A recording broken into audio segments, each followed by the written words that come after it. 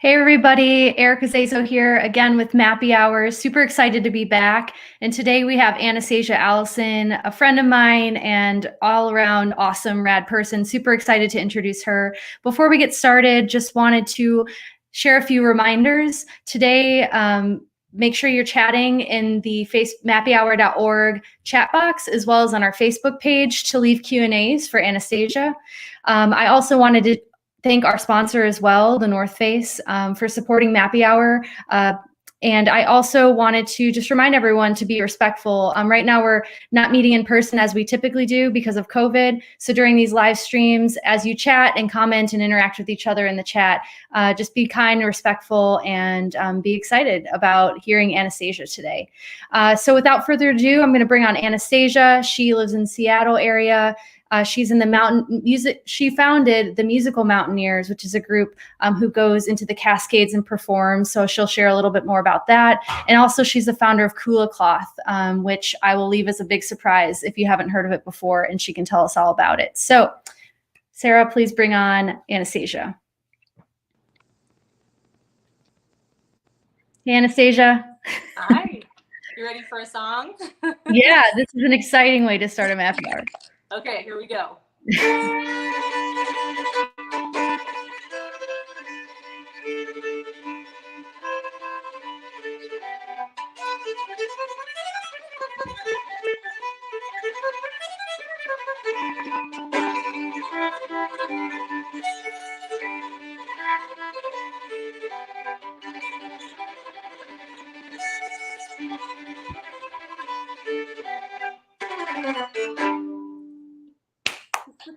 I'm the one person clapping. I'm sure everyone's clapping at home. Thanks. I'm used to playing with no applause, so it's all right. good. That's so true. This is that's so true.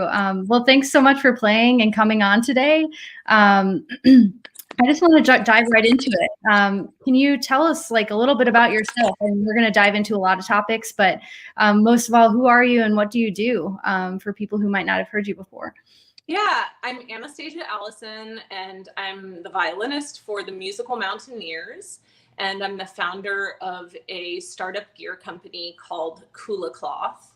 I did not always do this. I've always been a really adventurous person and always dreamed of living a very adventure-inspired life in the outdoor community, but grew up with a lot of limiting beliefs about whether or not that was possible for me. And I followed a very traditional path for most of my life that ultimately ended up with me as a park ranger out here in Washington State.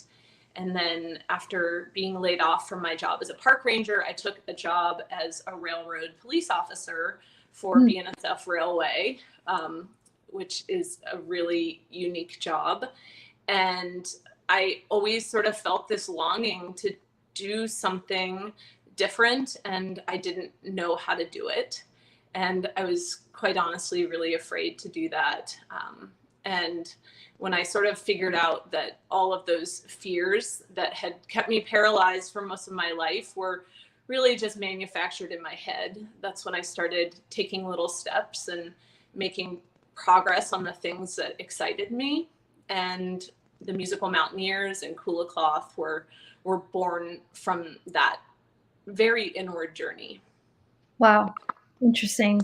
Yeah, I mean, it must have been hard going through all those transitions and like having all these interesting things you maybe saw a journey for, but you've kind of carved out, you know, through your Music Mountaineers, through Kula Cloth, and I've heard that you're an Adventurepreneur Coach, which I want to dive into later as well too. So maybe let's just kind of go into all these facets and like just learn a little bit more about each of them.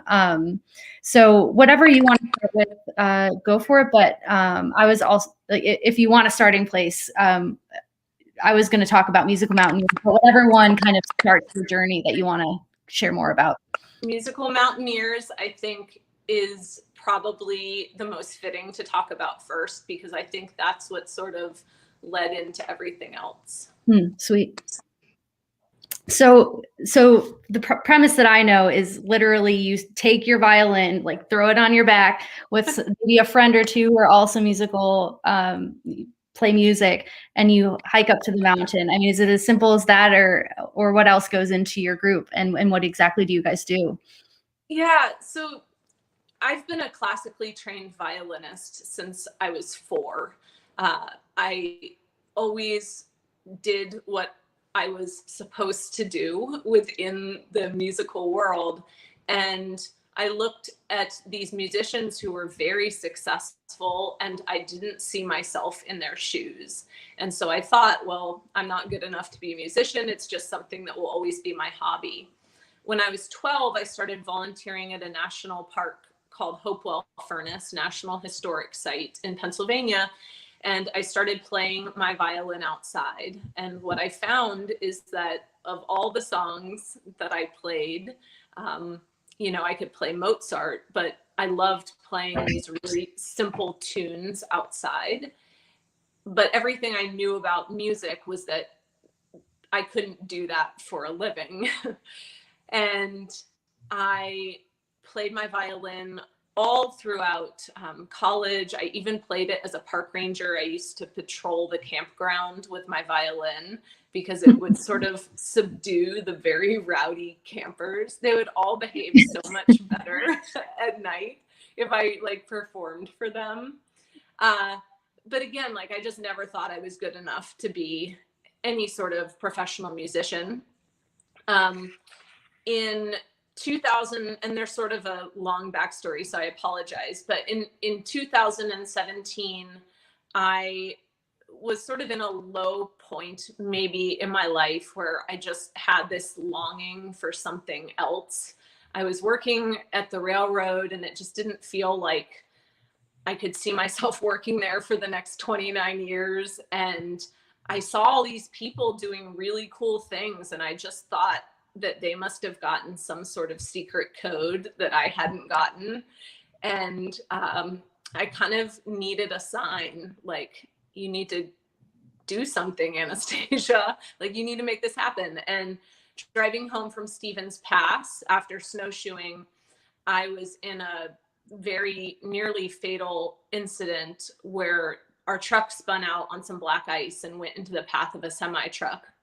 And it really was this catalytic moment for me where I sort of literally saw my life flash before my eyes and realized that I didn't have any fear in that moment. And then I looked at the other parts of my life and noticed how much fear I did have.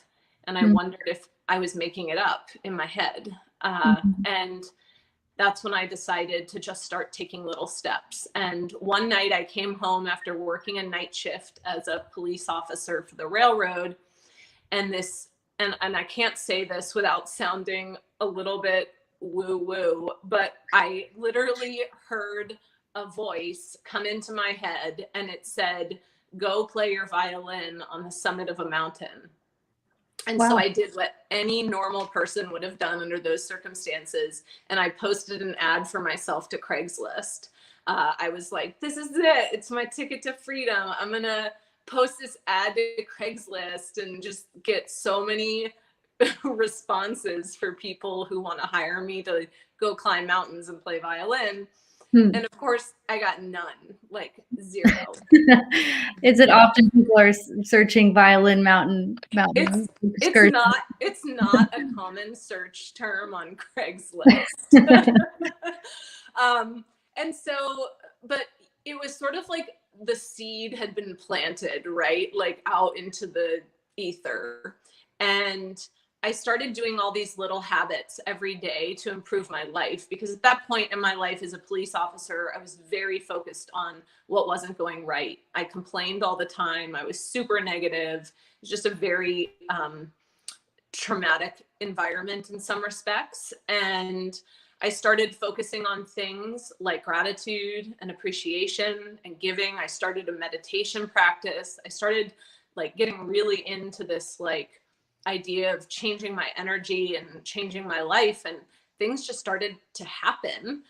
I wish I could make it sound more complicated than that, but when you change the energy with which you show up into the world changes in response to your energy. And it's this magical experience when you realize how much control you have over the things in your life. And that's what I started to feel and see.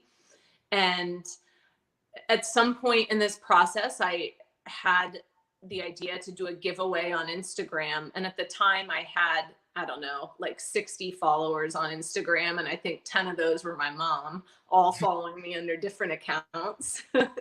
And so I did this giveaway. I gave away a book about hiking. And one person entered my giveaway, and her name was Rose Freeman. And Rose turned out to be a pianist who had been sketching pianos in the wilderness for her entire life.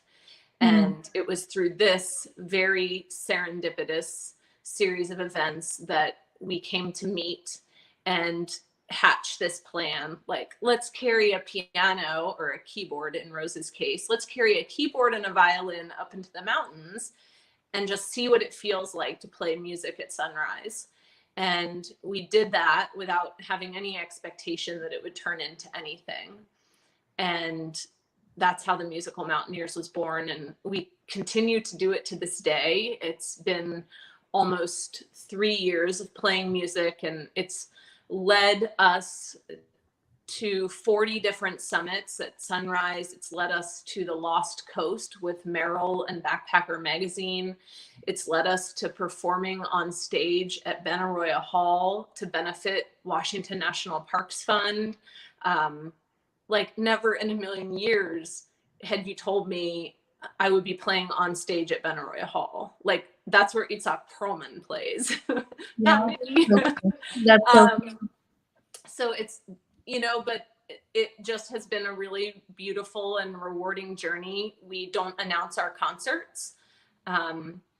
We're very cognizant of leave no trace. We don't want it to be a show. It's usually just the two of us. We record a few songs, and then we get really cold and hike out. And we're usually waking up at 1 or 2 in the morning to get up there and just give this little offering of goodness to the world. And it's been really neat to see what comes back as a result of that. Wow. One thing you said like really stood out to me, and that's when you said one person responded to your giveaway. I met you through writing, and I feel that same kind of excitement when, just someone acknowledges what you're doing. I feel like, I'm curious if you want to elaborate on that more of like, I feel like me, myself too, wanting to go do things that I love, but not being so sure. It's like both an internal force and maybe some kind of recognition, but how do you balance that, initially when you're not being kind of recognized for what you're doing? Did that set you back at any time in all these entrepreneurial endeavors that you've done? Yeah, I think this notion of imposter syndrome is real. The first few times I told people what I was going to do, like before it was real, I just, you'd get the eye rolls or oh, there's Anastasia and another one of her adventures. And I feel like each of us knows our heart better than anybody else on this planet. And I liken the idea of this idea or a dream that each of us has as like this precious glass seed, right? Like in the early stages, it's fragile and it's susceptible to that input from other people. Like when people are projecting their beliefs about the world, which are usually limited onto us, it's easy for us to think to ourselves, oh, that person's right. All businesses always fail, or no business ever makes a profit in its first 3 years. I just should give up now. It's easy to believe those things. And I have really had to protect, in the beginning especially, like protect that dream a little bit, maybe not share it as much as I wanted to, because I knew that protecting it and like keeping it close to my heart before there was any tangible proof that it was real was important to me. And then ultimately, what I think is really important is putting the priority on your own energy and trusting that if that's where you're putting the priority, that you'll never place yourself in this state of lack where you're needing anybody to be any different than how they are. You are just in touch with that beautiful creative flow in that state. And I think ultimately that's what helped me to get through that imposter syndrome. And that's why I say that the Musical Mountaineers is so important, is that I did bump up against a lot of skepticism when I had this idea for Kula Cloth. I got a lot of eye rolling and a lot of nobody's ever going to buy that. And gosh, had I listened to that? And I look back on it now and I realize that in all of those moments where my little dream could have been squashed, it was like I would come back to the Musical Mountaineers and I would go out and I'd play my violin outside and I would just feel so good. Like I would feel like everything is possible. So I would recommend to people that if they have that dream or whatever it is, like always come back to something that you love and use that as your fuel to keep moving forward. And that's what the music has ultimately done for me. Wow, that's awesome. Super good advice. So talk about Kula Cloth then. How did you come up with that idea? It sounds like, maybe through your mountaineering experience. Yeah, so I mentioned that I'm a former park ranger and I started teaching a backpacking 101 class for a nonprofit here in Washington State called Washington Outdoor Women about 10 years ago. And as a part of that class, I was always reading about backpacking tips and tricks. And I was on a backpacking trip of my own in the Alpine Lakes Wilderness. And I remember coming around a tree and just seeing all this toilet paper everywhere. And it was just really disgusting in this really fragile alpine environment. So I went home and I did a Google search for leave no trace toilet paper options. And I read an article about using a bandana as a pea cloth. And my first reaction was just, oh, this is disgusting. Like who would do that? Like, that's so gross. But I was a backpacking instructor. So I thought, well, I have to give it the old college try here. And I went out and I bought this ugly old piece of microfiber, just like a blue scrap of fabric on Amazon. And I attached it to my backpack and I was like, this is going to be the pea cloth. And I was shocked to find that I loved it. Like I was no longer having to pack in and out a ton of toilet paper and I felt like way more comfortable. And so I started recommending using a pea cloth to all of my backpacking students. I was on a backpacking trip in 2016. I did the Wind River High Route. And I had this brilliant idea to take photographs of my pea cloth, like in dramatic locations. This was going to be a gift, a Christmas gift to a friend. I was going to make like a series of dramatic postcards of my pea cloth. And so I had this photo totally staged. It's sunset. It's like one of the most gorgeous campsites I've ever stayed in my life. And again, it was like this little lightning bolt of an idea, just like boop into my head. And it just said, why isn't that a real piece of gear? Like, I wish that looked cooler. And I thought, oh, I wonder if I could design one. And I sort of had this idea like, oh, that'd be so cool. I bet more people would use a pea cloth if it wasn't some old scrap of fabric. And so I went home at the time. This is when I was a police officer for the railroad. I went home, I did a little bit of research on fabrics and, I don't know how to sew. I cannot sew a button. And I got scared, honestly, about like, I couldn't afford this. And then I convinced myself like, well, it's just stupid. Why wouldn't people just buy a bandana? Like, you're being dumb, Anastasia. And so I sort of just put the idea away. Now, fast forward to 2017, I have that almost fatal car accident. The Musical Mountaineers have started. I am like sort of on this path of self-discovery. I start an online hiking and backpacking group. And I'm now testing gear for Backpacker through another sort of serendipitous series of events. And this idea for the P cloth kind of pops back up into my mind again. And this time I'm not scared. I'm like, wait, I don't know how to sew, but like there are people that do know how to sew out there. I know how to make a phone call. So I called a friend and explained to her what I wanted to make. And she told me, oh, you need a serger for that. It's a type of sewing machine. I didn't know that.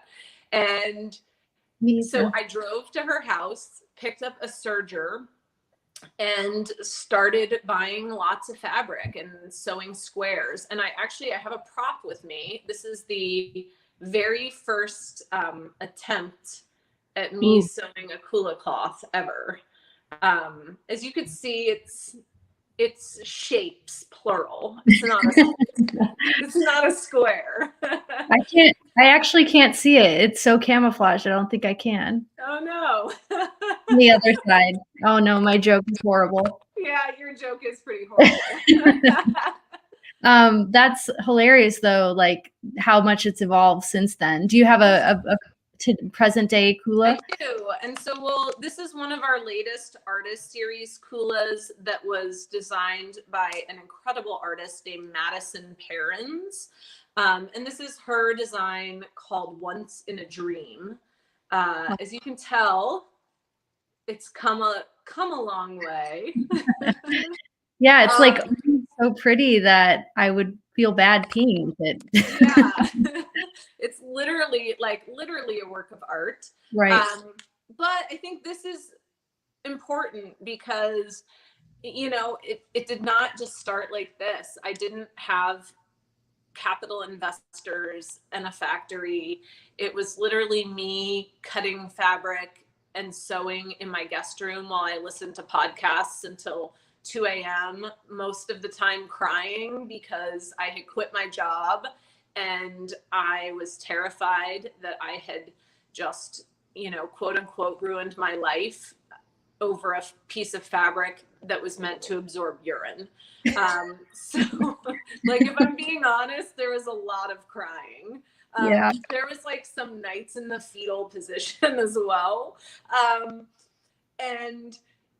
But I did believe it was possible. And I felt such a strong compulsion and deep knowing that there was something there that I couldn't stop myself. And eventually my squares got better. When you sew thousands of them, they get pretty good. And soon enough, I had people testing them. I had, eventually I was selling prototypes of them. And in the beginning, I knew that I didn't want to sew them myself because I don't personally have the skill, equipment, or facility for that. And so I knew I needed to find somebody else to do it for me. And I wanted to keep everything within the United States, but I didn't even know where to look. So I was literally on Google searching for things such as, how do you find people who will make things for you? That was an actual search that I did because I didn't have the verbiage to know oh, there's a thing called a cut and sew facility or a contract cut and sew facility. And so what I've learned through Kula is that not knowing the answers doesn't mean that you shouldn't do it. The answers will come and find you. All you have to do is just focus on the vision. You have to believe it's possible. And when you sort of come up against those beliefs where you're telling yourself that you're being dumb or that it's not possible, you have to get yourself back in touch with why you started it to begin with. And I got really good at doing that. And I think the musical Mountaineers was a huge part of that for me as well. And it was just this sort of roller coaster ride of over and over and over. And it still is, I would have to say, because it's always growing and evolving and changing. And every week it feels like new challenges that I have no clue how to deal with most of the time, Mhm. but I figure it out. And do you have a team now? Like who do you work with on your projects? Well, that's sort of a funny question. So I have two different production studios that make the Kulas. So one is in Pennsylvania, one's in Colorado, and those are both like very large facilities that I contract with, and they've become honestly like family to me. And then I have my sister Mare, who works with me and helps with customer service and social media. I have a creative director, Amanda, who does all the helps get the art ready to go into the Kulas and does all of our art for our website and pretty much anything else. And then I have a woman named Allison who helps out with our events and our academy. So it's a very small team still. Like I literally ship out orders. I love writing notes to people on them. And I'm in the process of building a small studio to be able to do that more effectively, and we'll absolutely have to have some more help, probably relatively rapidly. Mm-hmm. If I'm being honest about it. I can only do like so much. Right.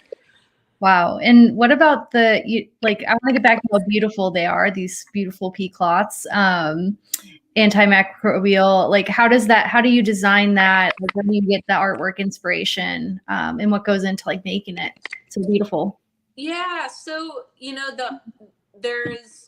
I'm not entirely sure what the magical process is for selecting artists for the Kula art, but it's usually some sort of like just magical alignment where we meet the artist and just love their art or feel really inspired by it.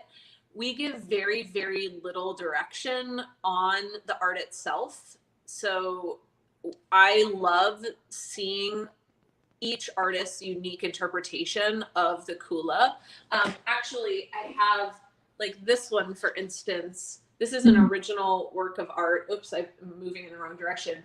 This was done by a Brinkley Messick, who's an artist in Colorado, and he actually painted it on plywood. And, we put that onto a Kula.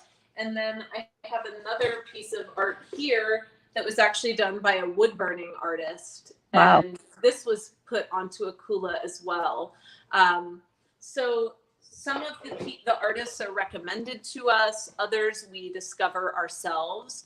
But I really like to have just a wide diversity of styles, and I love featuring artists who maybe people have never seen their art before. Like sometimes Kula is the first time that an artist is getting paid for their art.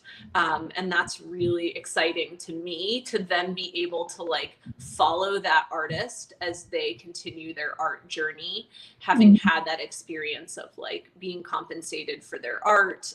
So it's just this very energetically rich experience for everybody. Yeah. It's like totally like this life cycle I'm seeing. Even from your story earlier, you were like, I didn't think I could be a violinist. I'm wondering if like artists didn't know they could be an artist by having their product there. And then it's like you recognize these people just like your piano player recognized you. So that's really cool. Yeah, it's so fun. And like what happens, and I talked a little bit earlier about like changing your energy and like focusing on that and making that your priority. Well, when somebody values your art and when your art is like seen as this beautiful thing in the world, the energy of the artist changes. And, I've seen artists who have never been paid for any of their art before, and we decided to do a Kula with them because we were inspired by their art, and they go on to like sell prints and do all this other stuff. And I'm not taking the credit for their success because they're the ones doing it, but like it's really exciting for me to see them like begin to believe that this is possible for them and like not tell themselves like, oh, I can't make money as an artist. I want them to just be open to all the possibilities. Like, what if you told yourself like, I could be a really successful artist? that's a fun story to tell. Totally. That's awesome. And do you have a favorite Kula design? So initially when I started Kula, I was going to keep one of every design because I was like, oh, I'm going to, put them around the room. And now we've had way too many designs. I had to stop. But I have a very special Kula that I really like. So this one has a puffin on it. So cute. And my mom actually designed this one. We did it for her as a surprise for Mother's Day last year. She had no idea that she was designing a Kula, and I tricked her and told her to send our designer some art for something else. And we surprised my mom and gave her a Kula with her. We gave her 30 of them so that she could give them out to all of her friends. And so that's really special to me. I love that. She must be a puffin fan. She loves puffins. As kids, she took us to an island in Maine to look at puffins. So it's sort of a special memory for all of us. That's awesome. And can you use the Kula Cloth for other things? Like, if I'm living in the city, and like it's limited when I get to go pee in the woods, unfortunately. So what else can you use it for? Anything? Yeah, you can use it at home for one. And I learned that last year during the toilet paper crisis of 2020. Right. Because people started buying Kulas and using them at home. In fact, I did. And so you could use it at home. But I also have had people who just use them as a like a snot rag or a tissue or sweat rag, anything like that. I have somebody that I know who says that it's really good to clean up spilled soda. So there you go. If you are a frequent soda spiller, that's awesome. Yeah, it's like pretty common sense. Like you can also reduce your waste at home. Like it can, totally plug into like your life cycle here without being out in nature. That's really awesome. Cool. And, one other thing is like, I wanted to talk to you about was like, clearly you have so many endeavors that you're doing. What keeps you motivated to continue in all of them or even chart out on something new? Like, is there some sort of driving force? Is that like something learned or I don't know, something inside of you have? Yeah, I think what I've discovered when I first started Kula and the Musical Mountaineers, there was this very surface level desire for maybe success or sales or, recognition, something along those lines. And I think that that's pretty typical for most people. And we tend to think that achieving certain goals in life will make us happy or make us feel abundant or at peace. And what I've discovered instead is that I already have those things within myself. And if I recognize that all the time, I can use that through the things that I do in my life to bring more of that into the world and give it to others. And no amount of success or money or like checking things off of the box is going to make me any happier.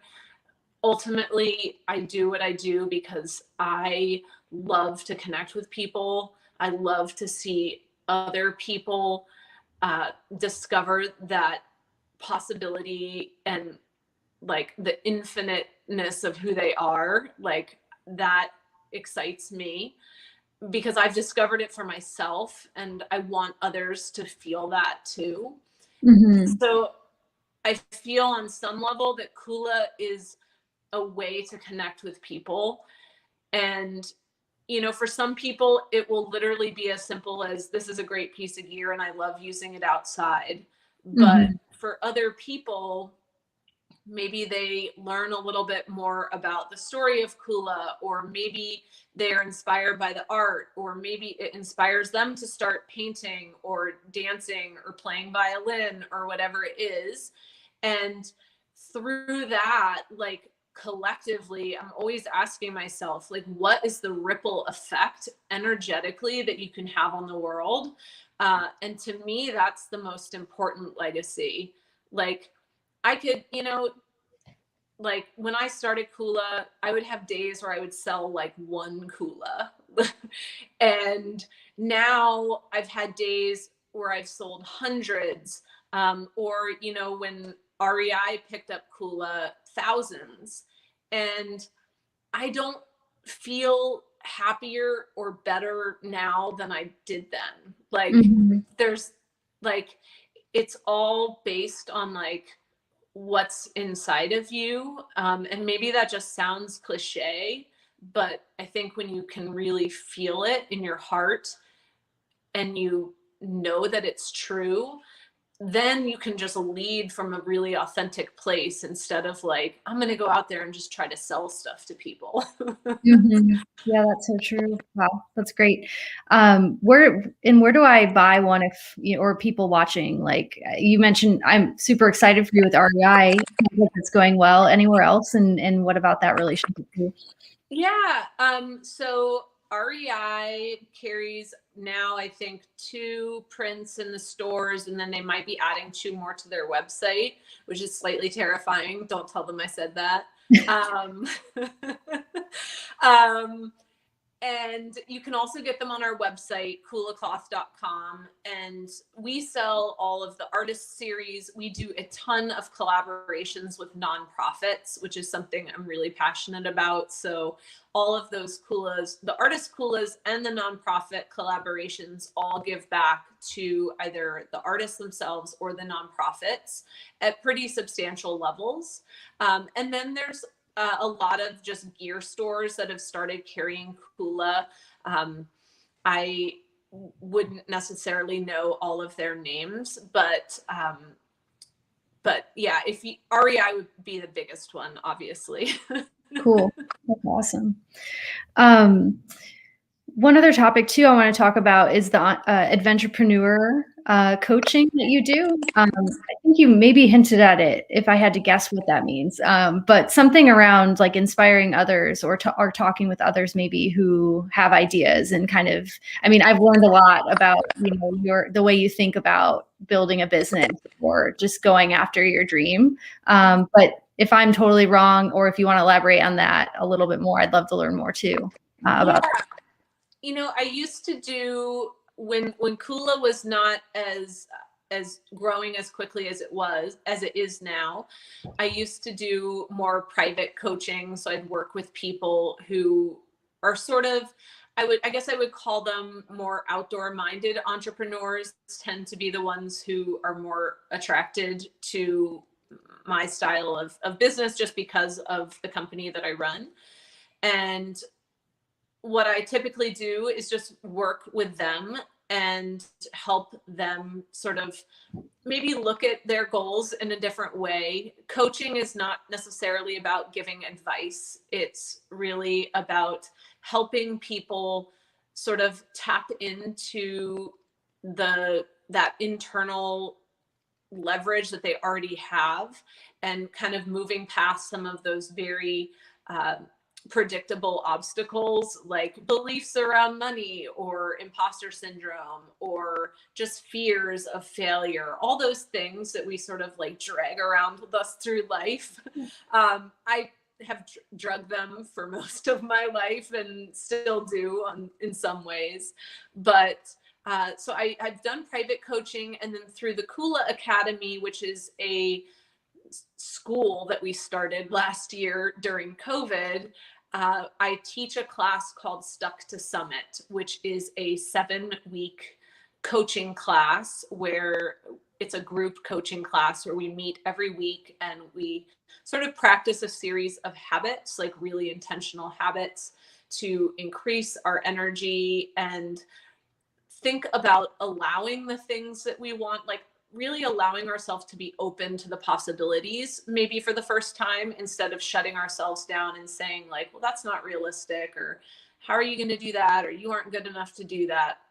We start to focus on our energy, and that helps us sort of move past some of those beliefs. Wow, that's awesome. Yeah. So this conversation's part of our International Women's Day series, which we're wrapping up here. But is there anyone that you've met along the way who's inspired you, specifically any women in the outdoor industry or elsewhere, that you'd want to shout out? Yeah, absolutely. My dear friend Mallory Atariano is the founder of a company called Eatery, formerly known as Kind Apparel.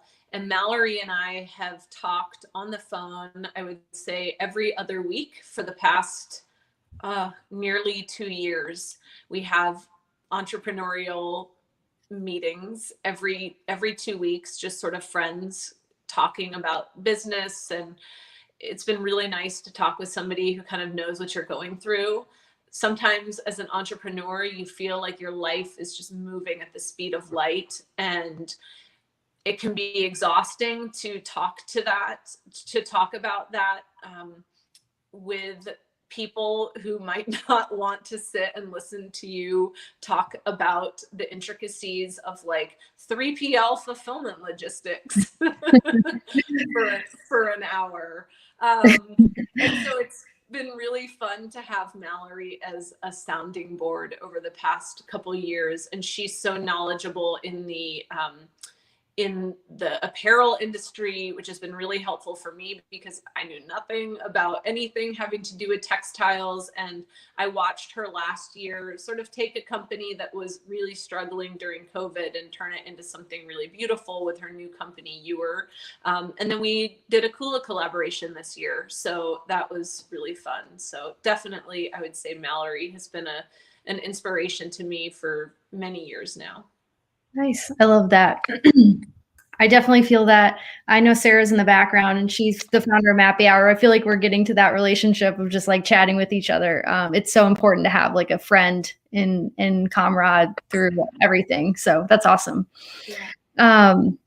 Great. I have like a handful of Q&A rapid fire questions that are just kind of fun that I want to bring out to you at the end here. And then we're going to take any questions that we got from the live stream. So if you haven't put a question yet, please do. And I'll start with my rapid fire questions if you're ready for it. Ready. Cool. So you're out west. What is your favorite peak out west? Glacier Peak. Where's Glacier Peak? Because I live in Glacier Peak is in Washington State. It's one of the volcanoes here. Nice. You already talked about this, but favorite Kula Cloth that maybe isn't your mom's? Favorite Kula Cloth that's not my mom's? Or your most used? Oh, hold on. We did this waffle print the other day. Unique. Yeah, that was really fun. That is never something I thought I would use for this in life, thinking that a waffle would come in handy for the backcountry peeing experience. Right? Yeah. I bought a sublimation machine recently for Kula, and so I can now custom make like any design I want onto one, and I got a little carried away. That's hilarious. Next is favorite song to play on your violin. Ashokan Farewell by Jay Unger. Cool. Is that one we can find on your YouTube? Oh, absolutely. It's the very first song that the Musical Mountaineers ever performed together. And awesome. I think it's like right on our YouTube. Nice. Cool. I'm going to check that out. Go to breakfast food before you go on your musical mountaineer hike. Homemade sourdough bread, bacon, eggs, and cheese. Wow. That is my kind of breakfast. Camping or hiking? Hiking over car camping. Got it. Dancing or singing? Dancing. hands down. I've been following your dancing adventures on Instagram. It's awesome. I'm on day 83. And actually, I have to admit that singing in public terrifies me, which means that I have to do it. And so I've been really thinking about like writing a song and trying to sing it. So maybe someday soon. Nice. I have a range of like 4 notes. So Cool. And wrap it up with our rapid fire. What's your next adventure you have planned? oh my goodness. I actually I don't think I have anything planned at all right now. I live on the side of a mountain, which feels like a permanent adventure, and I am hiking tomorrow with my UPS driver. So Wow. when you live on the side of a mountain, the people that you're friends with are like your UPS driver and your FedEx driver. So my UPS driver is coming over tomorrow for a hike. Wow. I love that so much. So cool. Well, we have a few questions that came in, so I can run through those with you if you're up for it. I'm up for it. Cool. We'll rattle this one off quickly. What is your favorite local eatery? Someone asked. My favorite local eatery in Granite Falls, Washington, it would have to be Hanky Pies. What is a hanky pie? Well, Hanky Pies, it's like a breakfast / pie / cafe place, and it's right near the Mountain Loop Highway, and it's really good. Wow. I think you need to make them like a hanky Kula or something. Oh, that's a great idea.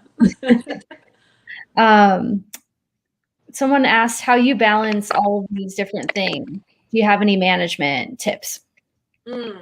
I prioritize how I feel over everything. And if I feel really overwhelmed by things, I know that I'm in the process of creating more overwhelm. And so it like your natural instinct is going to be to want to push harder to like get more done. But what I found is that if I walk away from something, I have a regular meditation practice. I dance every day. I exercise every day. Like those things are non-negotiable for me. And the work just sort of manages to like seamlessly fit in where it can. And also like questioning urgency. I think that's huge. Like, is urgency real or is it being manufactured in our heads? Like, is it an actual urgent thing for me to get a pea cloth in the mail today? And is this something that I should be stressing out about? Or is this urgency manufactured? And that's a major distinction. Wow. Yeah, that's so important. I'm mental noting that one for sure. Yeah, it's a game changer. Cool. And someone else asked about your daily habits and if you could talk about some things you do to keep your energy and mindset positive. Yeah. Meditation every day, 5 to 10 minutes of meditation. I have a gratitude practice, which is sort of just integrated into my life and finding gratitude for exactly where I am. I have an appreciation practice, and appreciation is more about expansion. So anytime that I pay an invoice, anytime that I receive anything through Kula, anytime that I am paid, anytime that somebody reaches out to me and writes a letter, like I take the time to allow myself to like fully savor those things and appreciate them. Like I don't just pay an invoice and just be like, oh, there it is. There was that transaction. Like I try to sit down and think about like, what does it mean that my company is giving me the ability to pay these other people? And like really trying to place myself into this deep state of appreciation for what I'm doing and how it's contributing to the world.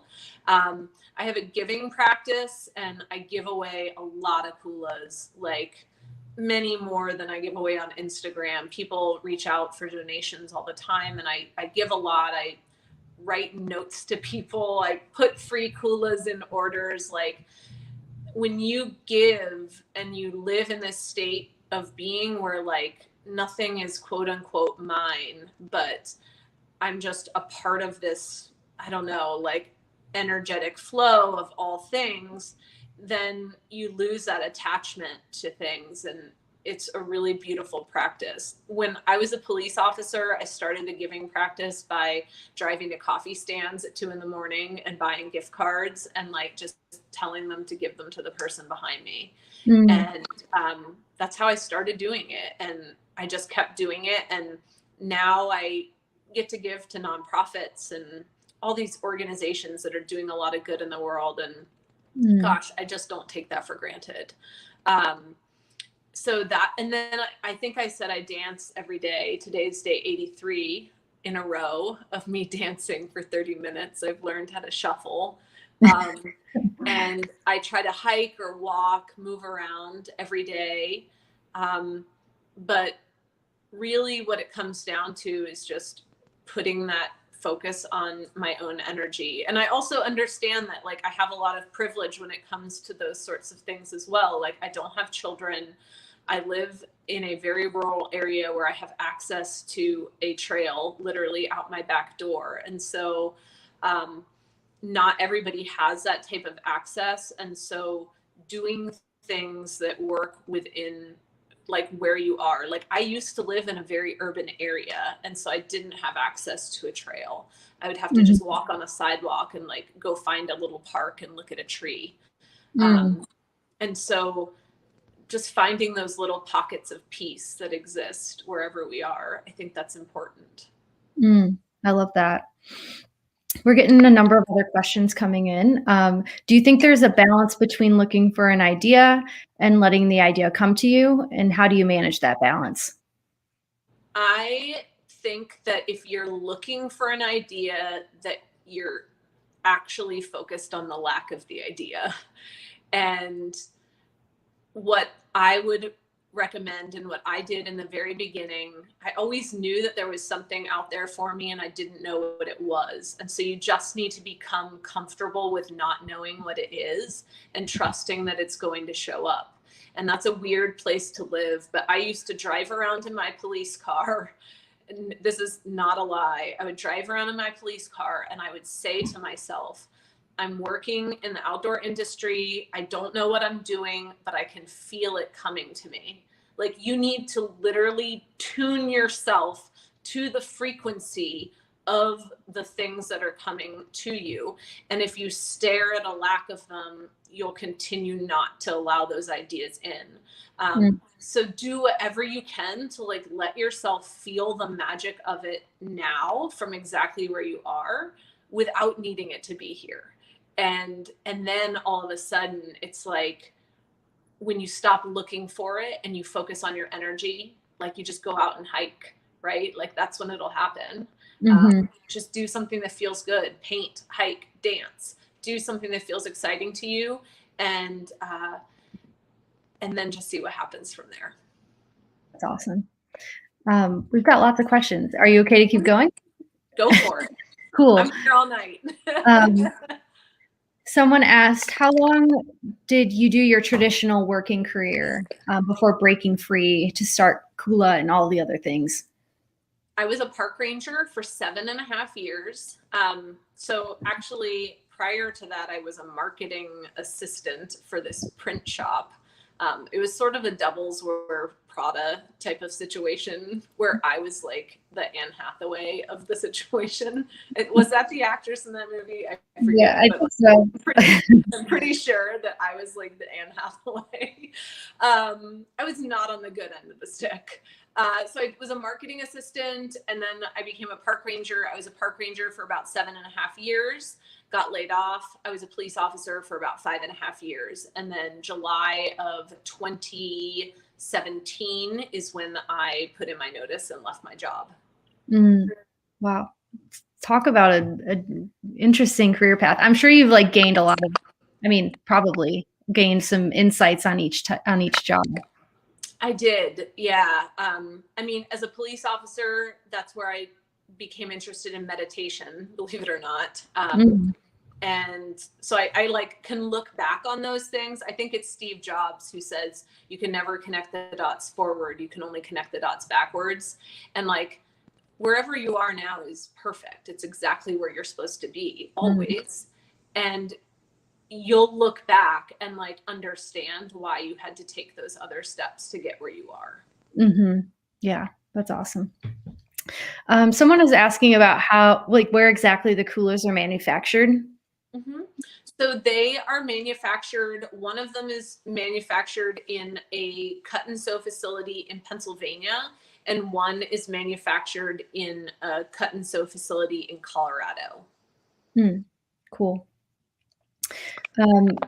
Changing directions here. What's your favorite music to dance to? Oh boy. Right now I am going through a little bit of the weekend kick.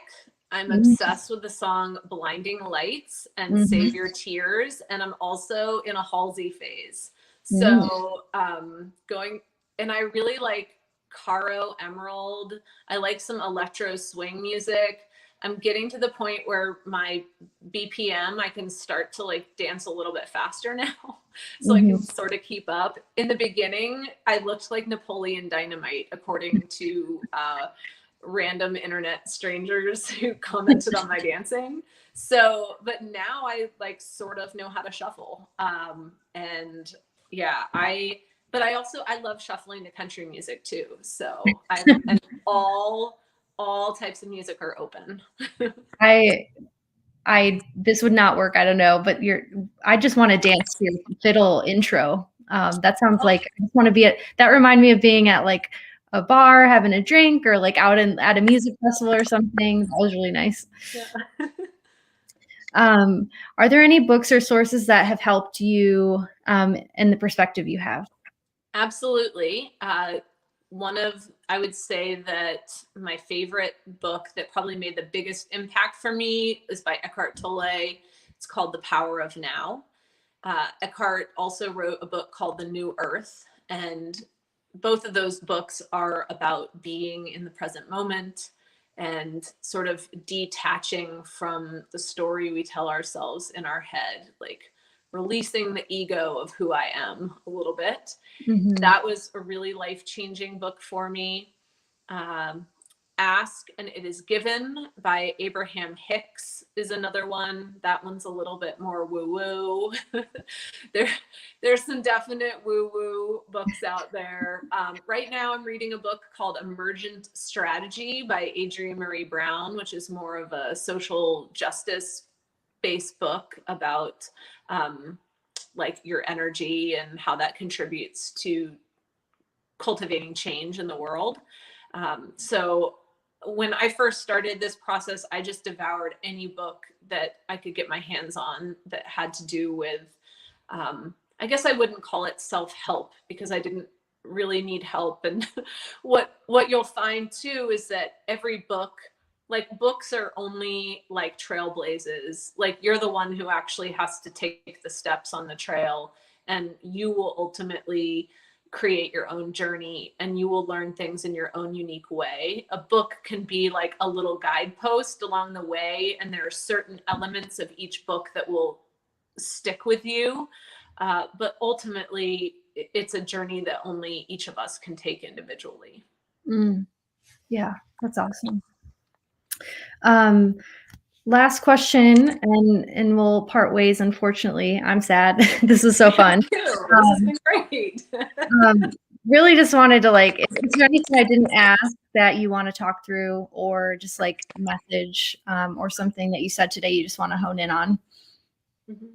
Was there anything else? Yeah, anything I missed that you're like, oh, I wish we would have talked about this, or anything you want to hone in on? No,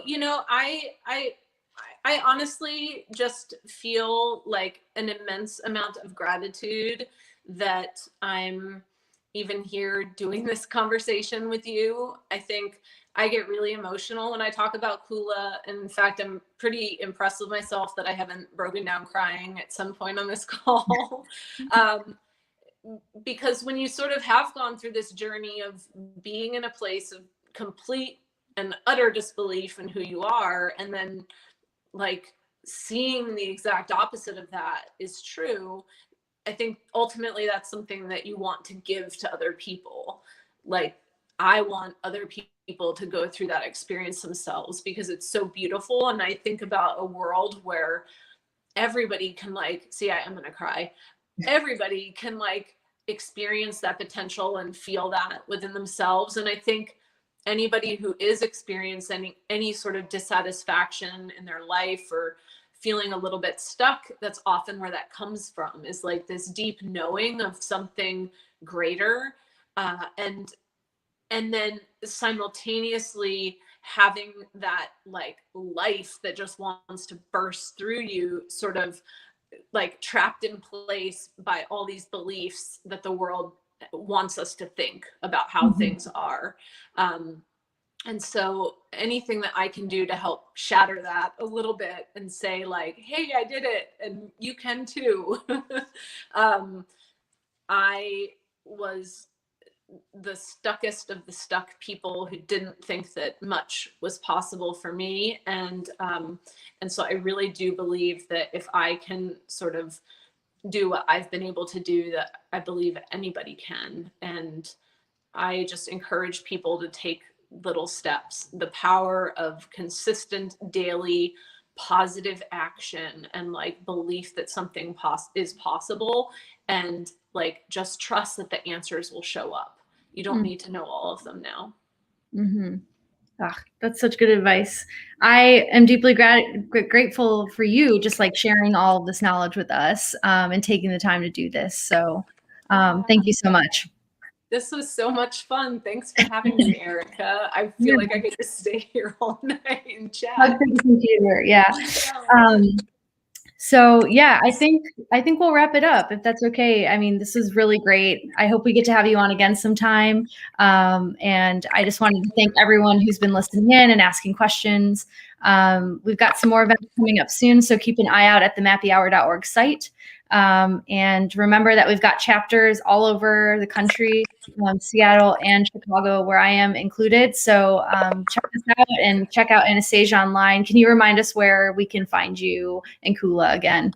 Yeah, Kula is kulacloth.com and at Kula Cloth on Instagram. And then the Musical Mountaineers is just at the Musical Mountaineers, or you can just search on YouTube for us. And I think we beat out Betty Boop at this point. Like there's a Betty Boop video called The Musical Mountaineers that used to always like supersede us. But now when you type in The Musical Mountaineers, I think we finally like surpassed Betty Boop.